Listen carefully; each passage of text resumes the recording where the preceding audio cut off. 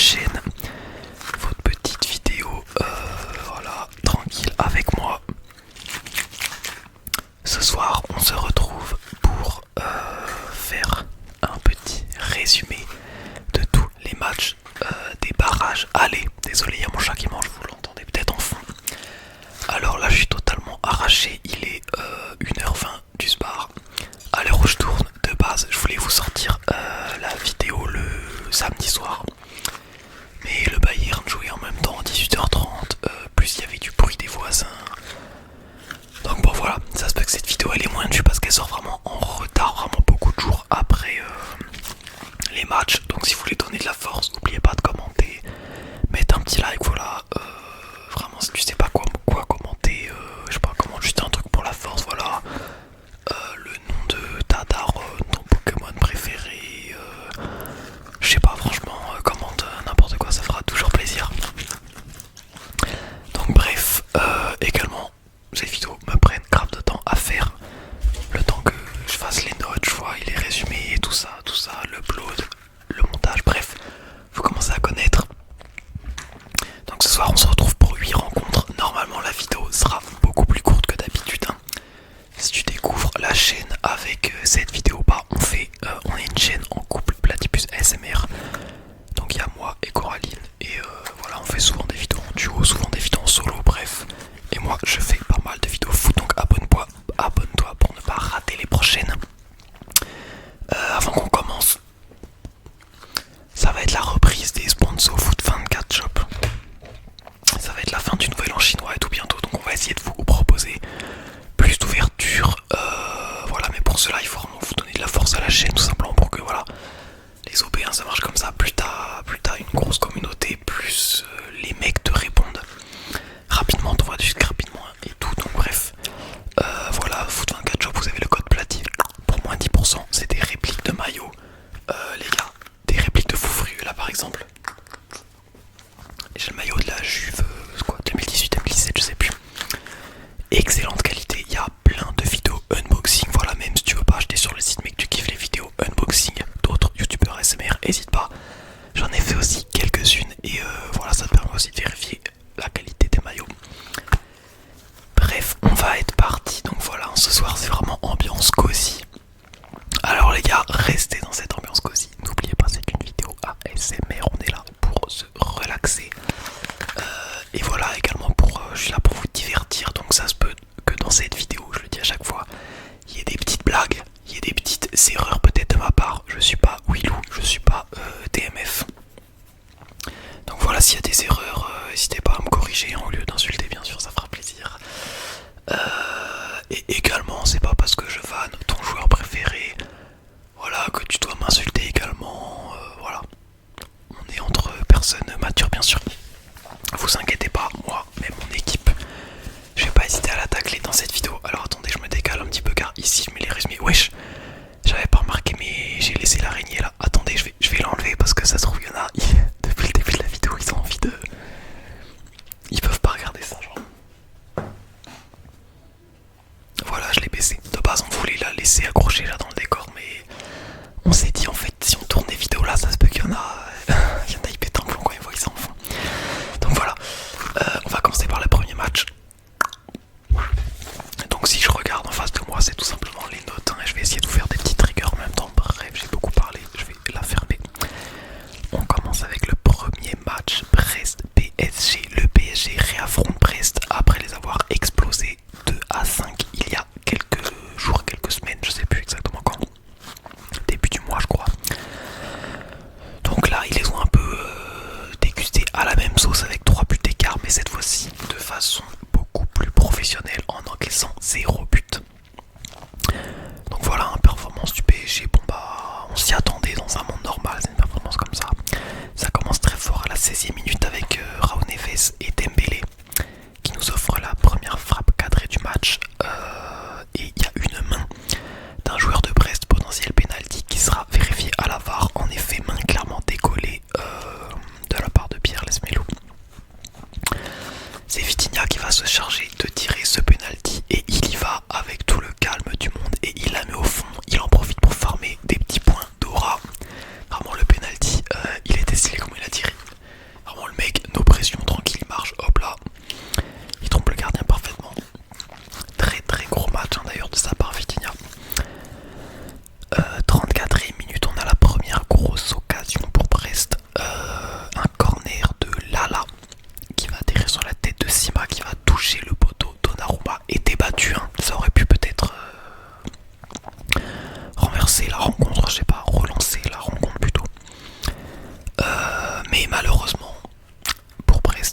avant la mi-temps, Dembélé qui est en mode lock-in, qui continue de mettre des buts sur l'aile droite, petit décalage sur son pied gauche.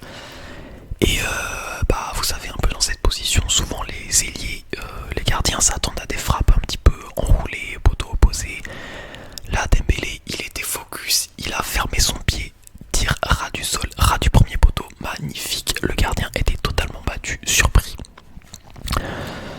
Donc Dembélé, hein, on va en parler de son match, hein, j'ai dit quelque chose un peu sur lui. Donc voilà, deuxième mi-temps commence, il y a 2-0 pour le PSG. Brest va entamer très très fort à la 47e minute. On a un super arrêt de Donnarumma qui dévie sur le poteau, une frappe puissante dans la surface. Quelques minutes après, le PSG répond et sur une contre-attaque, c'est Barcola et Désiré Doué qui sont 2v1 face au gardien. Barcola la met à Doué qui a juste à mettre un petit tapin, mais malheureusement c'est hors-jeu. Donc le PSG qui va continuer de pousser et à la 66e minute, le match est définitivement plié. Dembélé se retrouve un peu avec un contre favorable, mais il était bien présent quoi. Il est venu chercher cette chance face au gardien, voilà, il la met au fond. Donc Dembélé, hein, j'ai noté qu'il s'est vraiment transformé. J'avais lu sur Twitter qu'apparemment il passait beaucoup de temps à faire des séances d'entraînement supplémentaires, hein, pour vraiment travailler sa finition, et ça paye clairement depuis cette saison en tout cas. Même au niveau des graphiques de stats, en ce moment on voit clairement qu'il est passé d'un joueur qui dribble beaucoup, qui provoque et qui tente beaucoup, qui apporte du danger mais n'est pas vraiment dangereux lui-même, vous voyez. Et là il s'est clairement transformé en un joueur qui incarne le danger lui-même, qui fait seulement les gestes nécessaires. Il n'y a plus de dribble inutile, de perte de temps. Il sait quand est-ce qu'il peut tuer l'adversaire avec que ce soit une frappe ou tout simplement une passe, hein, pour vraiment traverser les lignes. C'est d'ailleurs lui qui a fait la passe sur le but hors jeu de Barcola et Doué, je crois. On peut clairement le dire, Brest, ça semble ciao. Ça semble éliminé de cette Ligue des Champions. Franchement, dans aucun monde je vois le PSG. Je peux même pas l'imaginer en fait. Je vois mal comment Brest y mettrait 3-0, je sais pas, pour la prolongation, bref. Brest, beau parcours. Après, à voir si leur équipe va rester, si les joueurs vont rester quoi. En tout cas, je sais pas combien ils sont cette saison en Ligue 1, mais je crois que c'est pas fou. Peut-être, dites-moi si je me trompe. Mais genre, je crois pas qu'il y a de compétition européenne l'année prochaine pour eux. On enchaîne avec Feyenoord AC Milan, donc là on passe sur un match de type moins intéressant, j'ai envie de dire. Là c'est Milan qui est battu par Feyenoord à domicile. Enfin Feyenoord à domicile, pas là c'est Milan plutôt. Pardon, j'ai oublié de faire le traditionnel. Comment une équipe qui aligne un 11 avec Jiménez, Rafael Leao, Raúl Félix, Pulisic, Reichner, Fofana, Théo Hernandez, Pavlovic, Malik Thiaw, Kyle Walker et Mike Maignan est capable de nous sortir une bouse pareille? Et tout simplement car voilà, c'est pas vraiment une équipe, hein, c'est plutôt des individualités là qu'on a vu ce soir là. Pourtant le Feyenoord ils sortaient d'une période très compliquée, enfin ils sont en pleine période très compliquée. Alors ils avaient perdu face à l'énorme défaite face à Lille, ils ont également perdu face à l'Ajax en Ligue. Et le PSV les a sortis de la coupe il n'y a pas si longtemps. Donc voilà, ils ont viré leur coach, c'était bref. Vraiment il y avait tout qui était aligné pour que ça te choque quoi. Mais chez eux ils ont fait le taf, donc le but très très rapide de Paik Chao. 3ème minute. Après avoir concédé une attaque, le gardien de Feyenoord relance vite et Milan sont seulement à 5 pour défendre. Ça laisse de l'espace à Paik Chao qui tire ras du sol près du poteau depuis hors de la surface, et Mike Maignan qui est clairement surpris, hein, parce qu'il n'est pas irréprochable, hein, sur cette tentative, hein, sur ce but. Pardon, je vais commencer à bâiller de fou. Donc voilà, il se rate un petit peu totalement, incapable de bien saisir le ballon malgré le fait de l'avoir touché des deux mains. Il le touche, mais bon là la frappe est tellement puissante que c'est pas assez dévié, ça rentre dedans tout de même. 30ème minute, un autre petit fait, Léo, ce gros schlag qui fait genre de rester au sol, hein, dans la surface, tout ça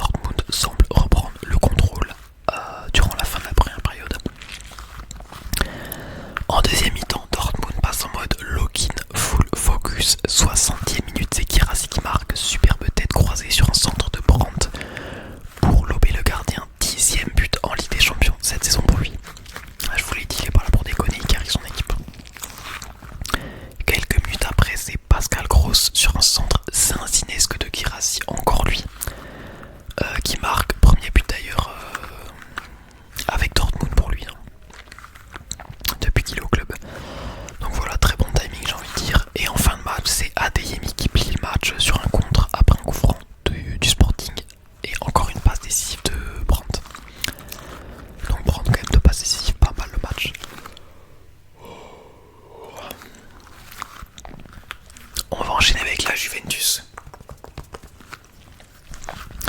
qui s'impose de justesse chez eux face au PSV 2-1. Alors un début de match bien géré par la Juve qui a clairement le pied sur le ballon, mais le PSV revient rapidement dans le match après 15 minutes difficiles pour eux. Alors c'est la Juve qui va prendre l'avantage dans ce duel plutôt équilibré.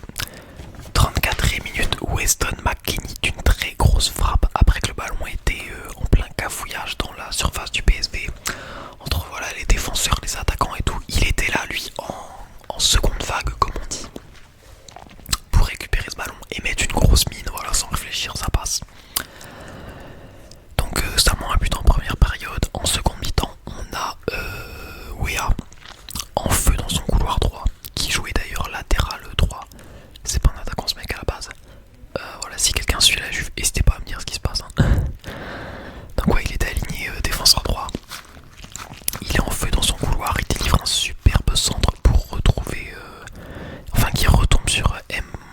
Bangula, je crois, pardon si je prononce mal, qui réussit à battre le gardien avec une frappe en demi-volée, mais un superbe sauvetage de Flamingo qui sort le ballon sur la ligne. Donc voilà, le match, pas de break pour la Juve. Le match est plutôt brouillon, mais ça donne un spectacle avec beaucoup de frappes et d'occasions. 56e minute, voilà, c'est comme ça que le PSV va revenir. Ivan Perisic, le dinosaure, l'ancien de la Serie A de l'Inter, qui d'ailleurs était sifflé pas mal de fois à chaque fois qu'il avait le ballon, il me semble, qui marque avec une frappe un peu similaire à Dembélé, un crochet pour se mettre dans l'axe sur les frappes ras du poteau fermé, voilà.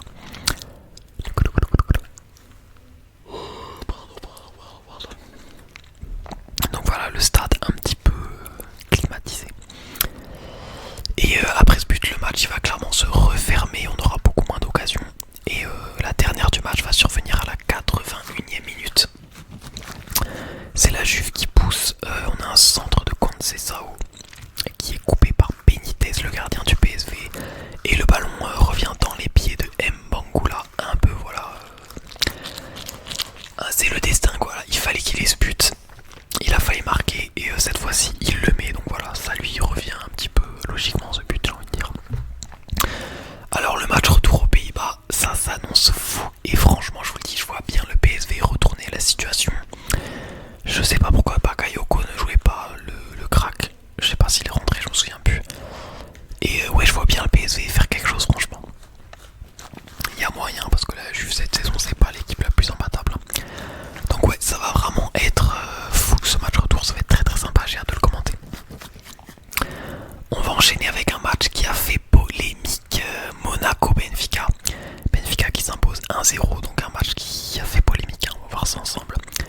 En tout cas, Benfica s'impose 1-0, victoire quand même méritée, j'ai envie de dire, hein, malgré le niveau plutôt similaire affiché par les deux équipes. C'est Benfica qui, je pense, grâce à son expérience européenne beaucoup plus importante, voilà, a su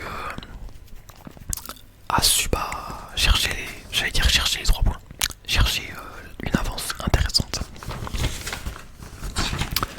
Attendez, je suis perdu dans mes fiches là. Ok, ça c'est bon, on enchaîne. Alors la première mi-temps. Et pardon, je suis désolé si je vous fais pailler, je vous dis là il est hyper tard. Première mi-temps sans but, les deux équipes se jaugent, on a quand même pas mal de frappes dangereuses. Et c'est en seconde période que tout va se passer très très vite. 48e minute, but superbe de Pavlidis, redoutable, un finisseur ce joueur qui bouffe totalement Sali et qui lobe Magic, le gardien de Monaco. Benfica est clairement resté focus et patient malgré une première mi-temps plutôt frustrante, hein, sans but. Ils prennent l'avantage et à l'inverse Monaco, c'est pas pareil, hein, ça semble beaucoup plus fébrile, beaucoup plus impatient. Et quoi de mieux pour illustrer ce que je viens de dire que la séquence qui suit après 52e minute, donc vraiment 4 minutes après ce but, carton rouge pour Mousrati, donc il se prend son deuxième jaune après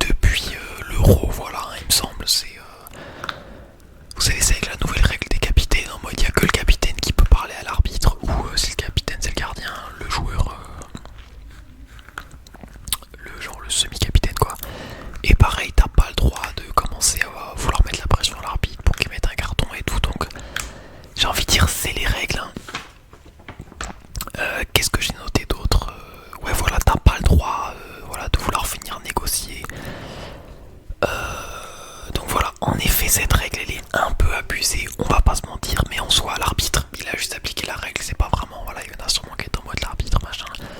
Il a, voilà, c'est dans le livre des règles du foot, il a juste appliqué. Donc c'est plutôt, voilà, c'est plutôt Mousrati qui est payé 10 millions d'euros pour payer un ballon et qui est pas foutu de se rappeler des règles de son métier. Donc bon, bien sûr, je dis ça, voilà, sur le ton de la blague, mais bon, en soi, c'est à son grand âge, Mousrati, c'est lui qui vient handicaper son équipe, quoi. Mais j'avoue, voilà, c'est un peu abusé, mais bon, c'est comme ça, c'est les règles. Donc Monaco est à 10. Bon bah à partir de là, la dynamique du match va clairement changer. Benfica va se mettre à canarder de tous les côtés. Et en fin de compte, Monaco peut être très très heureux de finir le match 1-0. Et à l'inverse, Benfica peut clairement s'en mordre les doigts. Presque 40 minutes en 10 contre 11. Franchement, il y avait le moyen d'en mettre plus. Hein. Histoire de se rendre le match retour beaucoup plus simple. Donc pareil, encore un match retour qui s'annonce vraiment fou. Est-ce que Monaco va vouloir un petit peu se venger de cette injustice? Est-ce qu'on va avoir une équipe beaucoup plus déterminée, quoi? Et puis Benfica, bon bah c'est quand même une équipe très agréable à regarder. Et au Portugal, ça va être compliqué je pense pour Monaco. Je vois bien Benfica l'emporter. En tout cas se qualifier, quoi. On enchaîne avec Bruges-Atalanta, donc victoire 2-1 de Bruges. Wesh. Pardon Bruges. Durant mes vidéos, c'est vrai que je leur ai donné très peu de buzz. Ils ont peut-être pris des balles perdues, mais pardon Bruges. Donc on enchaîne avec un autre match qui a fait un petit peu scandale. Voilà, Bruges, comme je l'ai dit, a réussi à faire tomber l'Atalanta sur un penalty à la dernière minute. C'est ça qui a fait un peu polémique. Donc voilà, pour petit côté histoire, on a Decateler qui rencontre son ancienne équipe. Hein, voilà. 15e minute, Bruges va concrétiser rapidement leur surprenante domination. Un but de fou de Jutkla, je crois. Sur un enchaînement de fou, vraiment, ils sont là pour fumer. Enfin, ils sont pas là pour se faire fumer, ils sont là pour fumer, quoi. Vraiment un but magnifique, n'hésitez pas à le revoir. Magnifique. Je vais pas commencer à décrire tous les buts, mais vraiment très très bel enchaînement. Il reçoit le ballon, hop, il se la met un peu en hauteur, en mode. Bon, bref, le but, on est dans FIFA là. L'Atalanta va réussir à revenir quand même dans le match. 41e minute, c'est Pasalic de la tête qui se montre très très réaliste et vient punir un peu la passivité de Bruges qui après cette première mi-temps très bonne, malheureusement ne va pas réussir à rester concentré jusqu'au coup de sifflet de mi-match. La seconde période elle est très très chaude, l'Atalanta pousse très très vite et très fort en revenant des vestiaires, mais Bruges arrive à construire également de très belles choses quand il récupère le ballon. Les deux équipes semblent se neutraliser et se laisser sur un nul, mais en toute fin de match, alors que l'Atalanta enchaîne les assauts. Bruges part en contre-attaque. C'est Yen, le défenseur central de l'Atalanta, qui fait faute dans la surface sur Nilsson. Alors quand on revoit les images, c'est vrai qu'on comprend les paroles de Gasperini, le coach de l'Atalanta, voilà, qui me semble s'était plaint en après-match que le foot aujourd'hui, on siffle. Bon, vous voyez le discours en mode on siffle pour rien, les joueurs ils se laissent tomber, blablabla, ça c'est pas puni, blablabla. On suranalyse un peu le moindre contact, quoi. Donc voilà, il a le seum. Bon, alors quand on voit les images après à la caméra, on voyait pas très bien, mais pourtant on voit quand même que Yen il met quand même un petit coup au visage après. Bon, franchement sur cette action je vais pas me permettre de juger. Donc voilà, c'est Nilsson lui-même qui va tirer, il a obtenu le penalty, il tire et premier but en Ligue des Champions pour lui, il vient offrir la victoire à Bruges chez eux. Donc voilà, sûrement très bon souvenir pour les supporters de Bruges, mais bon, on va pas se mentir, le match retour à l'Atalanta après ce qu'ils se sont pris en fin de match, je vois bien un petit 3-0, voilà, un petit 3-0 Bruges sans aucun buzz dans le match, mais à voir parce que quand même Bruges ils ont montré de belles choses. On enchaîne avec le match de ces barrages de Ligue des Champions, l'atroce Manchester City face à l'atroce Real Madrid. Donc le Real qui s'impose 2-3 face à City, un match un peu clownesque, hein, surtout du niveau de Manchester City qui peut s'en vouloir qu'à eux-mêmes, hein, d'avoir laissé filer un match qui commençait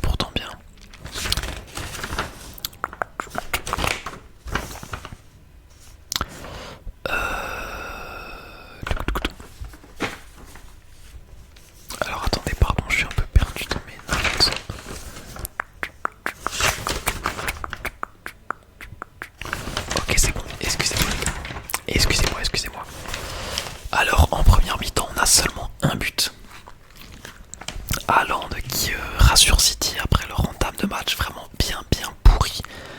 Vraiment ils auraient pu avant le but de Haaland déjà être menés 2-0. Donc voilà, la défense vraiment elle se faisait malaxer par l'attaque de Madrid.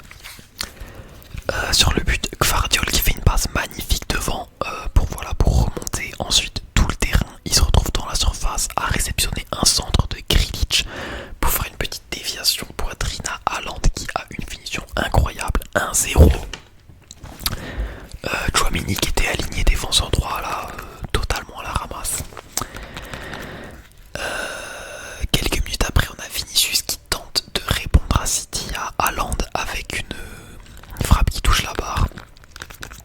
Et 28e minute, on a Grealish qui doit sortir sur blessure. Énorme coup du rein pour City qui perd son meilleur joueur durant ces 30 premières minutes. C'était clairement le joueur le plus dangereux. C'est d'ailleurs lui qui a fait le centre pour Gvardiol sur le but de Haaland. Qu'est-ce que vous voulez que je vous dise? La mafia de Madrid a frappé. Voilà, ils ont engagé un sniper pour tirer sur Grealish. Bon bah voilà, la corruption c'est très grave. Il est remplacé par Foden, le joueur qui a plus de goals que de buts avec City. C'est pas la même intensité après. Donc en seconde période, le Real se remet rapidement dans le match. But de Mbappé suite à un coup franc. But en demi-volée. Bon, la demi-volée totalement ratée. Mais bon voilà, il est chanceux. Le tibia touche quand même le ballon et ça va au fond. Donc bon, un peu de chance quand même. Ensuite, on a un penalty, faute de Ceballos sur Foden, Haaland qui la met au fond. Mais son équipe va encore une fois le laisser tomber. 86e minute, c'est Brahim Diaz qui égalise sur une boulette de Ederson qui foire un peu sa relance et puis qui après est pas capable de stopper proprement la frappe de Vinicius. Le ballon atterrit dans les pieds de Brahim Diaz qui marque face à son club formateur. Et c'est pas fini, le cirque continue. Bellingham qui nous fait sa spéciale. Essayez de deviner c'est quoi la spéciale de Bellingham les gars. Ceux qui regardent les vidéos le savent peut-être. La spéciale de Bellingham, un tapin à la dernière minute pour couvrir sa performance pourrie et faire passer sa note sauf à score de 6.1 à 7.8 les gars. Voilà, Vinicius qui fait une offrande en contre-attaque. Il lobe le gardien, il lobe Ederson qui fait un peu une sortie un peu ratée.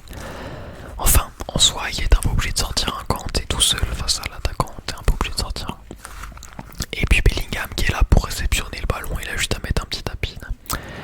Bon, que quelqu'un vérifie l'état de santé de Guardiola, parce que là, honnêtement... bon, le match retour également qui s'annonce quand même très sympa. Ça s'annonce très sympa. Ouais. Qui est-ce qui va sortir vainqueur? Bon bah le Real là, quand tu vois le niveau de City défensivement et tout, ça m'a l'air compliqué, mais pourquoi pas un petit Omar Marmouche. Attends, comment c'est? Marmouche je crois. Il a mis un triplé. Là ce week-end je crois. En première ligue. Peut-être c'est lui qui va être aligné et qui va traumatiser Madrid. On verra. En tout cas le match retour s'annonce dingue. Encore une fois j'ai envie de dire. Et on termine avec mon club de cœur, l'immonde Bayern, qui va s'imposer limite face à un Celtic pourtant très médiocre. Donc victoire 2-1.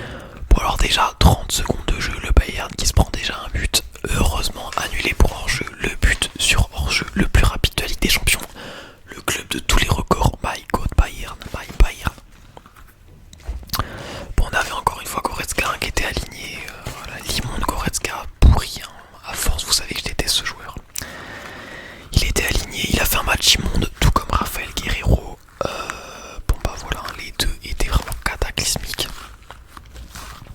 Je pense qu'ils étaient alignés parce que face à Leverkusen, enfin le prochain match c'était face à Leverkusen, donc un match un peu plus important, donc ça voulait sûrement faire souffler les cadres.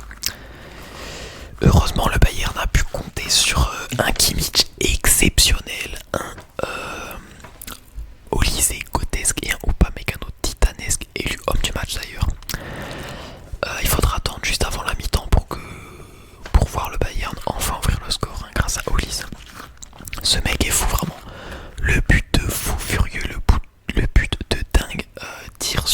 Neymar surpuissant, vraiment. Allez revoir ce but magnifique au lycée, mais magnifique. Si le Bayern ne l'avait pas signé, clairement, le club serait en chute libre. Et c'est pas Mécano d'ailleurs qui va faire la passe décisive après sa performance monstrueuse. Et en deuxième mi-temps, c'est Kane qui va rapidement doubler le score. 49e minute sur corner, il est laissé tout seul au second poteau. Petite demi-volée, voilà, le ballon lui arrive directement dessus. Demi-volée et but. Il avait dit en après-match que sur les corners en première mi-temps, souvent il était laissé tout seul, hein, voilà, il l'a dit à Kimmich. Et bon bah sur le corner d'après, Kimmich qui lui fait la passe directement, ça passe. Il est futé le Kane, il est futé. Il sait faire autre chose que mettre des buts sur penalty. Bref.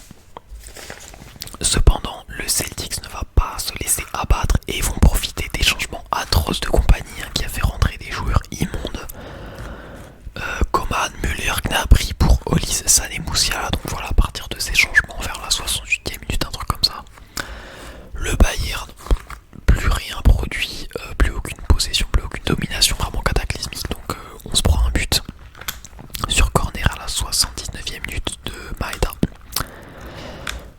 À noter quand même, pour peut-être mettre en perspective cette courte victoire du Bayern et ce match un peu décevant de leur part, que le Celtic n'avait pas perdu chez eux depuis décembre 2023, depuis 410 jours du coup je crois. Donc bon, au final voilà, on va pas commencer à se plaindre, ça reste une victoire. Mais bon, c'est pas comme si le Celtic, voilà, ils affrontent des plombiers la plupart du temps dans leur ligue, donc bon. Mais quand même voilà, ça reste une victoire, ça fait plaisir, mais bon, si le Bayern passe face à Celtic, mais doivent affronter les Leverkusen ou l'Atlético, c'est ciao, on se dira salut. Bon bah en tout cas le Bayern devra quand même finir le boulot, hein, et achever Celtic à l'Allianz Arena pour espérer continuer dans la compétition. Donc voilà, on a fini les petits résumés les gars, voilà, la vidéo plus courte, hein, 30 minutes quand même, mais plus courte. J'espère qu'elle vous a plu, moi je suis crevé là, il est 2h du matin du coup. Je vous monte la petite vidéo pour dimanche soir, et puis je vais remercier les Platypus Addict, les producteurs de la chaîne. Enfin je vais remercier les producteurs de la chaîne et dire un bonne nuit spécial aux Platypus Addict qui sont au nombre de 3. Attendez, je vérifie sur mon téléphone, on sait jamais. En attendant, je mets la liste de tous ceux qui sont producteurs, hein, si ça vous intéresse, voilà, de soutenir la chaîne avec un tout petit don par mois. Il y a 2 tiers, il y a genre 1,99 et 4,99. Voilà, si vous voulez nous soutenir, ça fait plaisir. Et les Platypus Addict, donc le tiers à 4,99, en plus des émoticônes personnalisés faits main par nous, à utiliser dans les lives, et bah ils sont